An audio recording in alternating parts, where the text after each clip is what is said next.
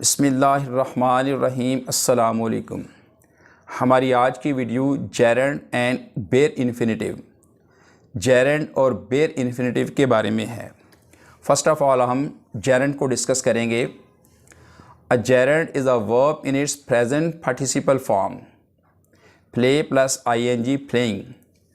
Verb की first form के साथ यानी बेस फॉर्म के साथ जब हम ing लगा देते हैं तो इसको हम प्रेजेंट पार्टिसिपल फॉर्म कहते हैं।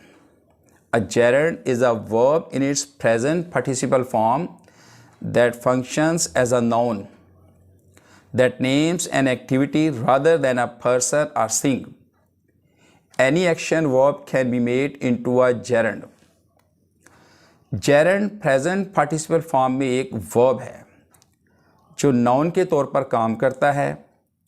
ये किसी शख्स या चीज़ का नाम नहीं है बल्कि किसी सरगर्मी एक्टिविटी का नाम है। और कोई भी एक्शन वर्ब जो है इसको हम जेरेंड में तब्दील कर सकते हैं। किसी भी एक्शन वर्ब का हम जेरेंड बना सकते हैं, या इसको हम इस तरह भी डिफ़ाइन कर सकते हैं। Simply you can say when present participle form is used as a noun it is called a gerund. जब प्रेजेंट पार्टिसिपल फॉर्म को नाउन के तौर पर इस्तेमाल किया जाता है तो इसको हम जेरेंड कहते हैं। एग्जांपल्स हैं इसकी। Running is a good habit. यहाँ पे रनिंग जो है इसको हम जेरेंड कहेंगे क्योंकि ये प्रेजेंट पार्टिसिपल फॉर्म है और इसको हमने एज अ नाउन इस्तेमाल किया है। Running is a good habit. Walking is a good exercise. Running water is clear. Smoking is injurious to health. He was caught cheating. Begging is a bad profession. Cheating is not allowed in the examination. In these examples, running, walking, smoking, cheating, begging को हमने as a gerund इस्तेमाल किया है। Bare infinitive. To is frequently used with an infinitive. To is frequently used with an infinitive, but when it is used without to is called bare infinitive. जो infinitive है इसको आमतौर पर हम to के साथ इस्तेमाल करते हैं, यानी बेस फॉर्म से पहले जब हम टू लगाते हैं तो इसको इन्फिनेटिव कहते हैं। और जनरली और अक्सर जो है ना इन्फिनेटिव में वर्ब से पहले टू लगाया जाता है।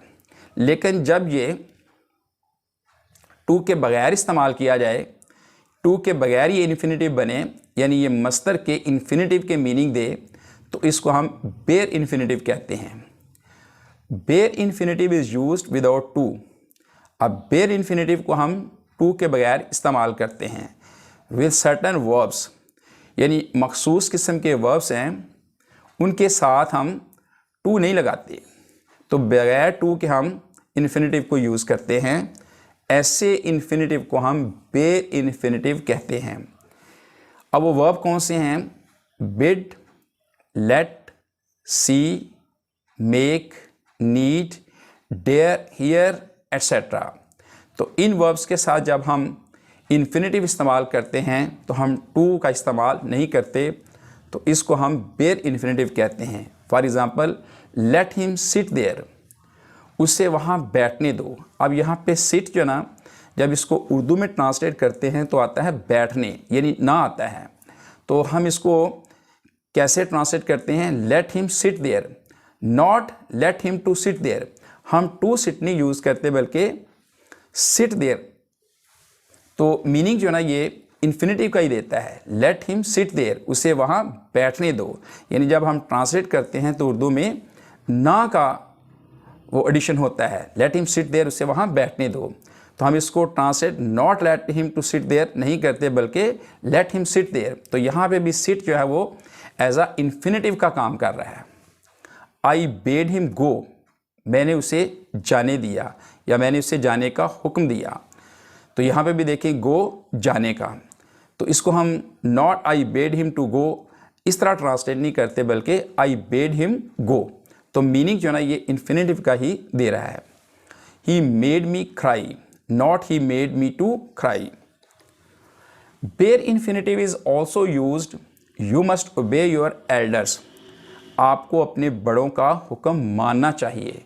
यहाँ पे भी देखें ओबे जो है ना, ये इन्फिनेटिव का काम दे रहा है, इन्फिनेटिव के मीनिंग दे रहा है, लेकिन इसके साथ जो इसका जो ड्रेस है ना टू, वो नहीं है, यानी विदाउट टू जो है ना ये इन्फिनेटिव का काम दे रहा है। तो ऐसे इन्फिनेटिव को हम बेयर इन्फिनेटिव कहते हैं। You must obey your elders. You should come to school in time. तुम्हें वक्त पर स्कूल आना चाहिए। यहाँ पे भी देखें कम का मीनिंग आना है, यानी इन्फिनेटिव का काम दे रहा है, but without to. He would rather play than work. He would rather play than work. I would rather die than surrender. तो इन दीज एग्जाम्पल्स जो इन्फिनेटिव है ये विदाउट टू इस्तेमाल हो रहा है, तो ऐसे इन्फिनेटिव को हम बेयर इन्फिनेटिव कहते हैं जिसमें टू का इस्तेमाल ना किया जाए।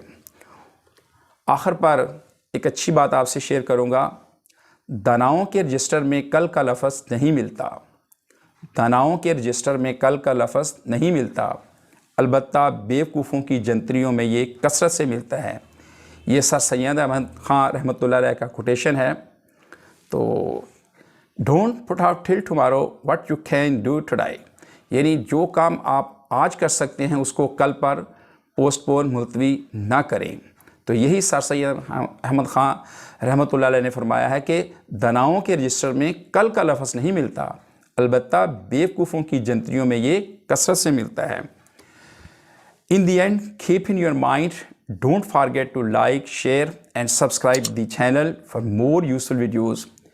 Press the bell icon button. Assalamu alaikum. Allah Hafiz.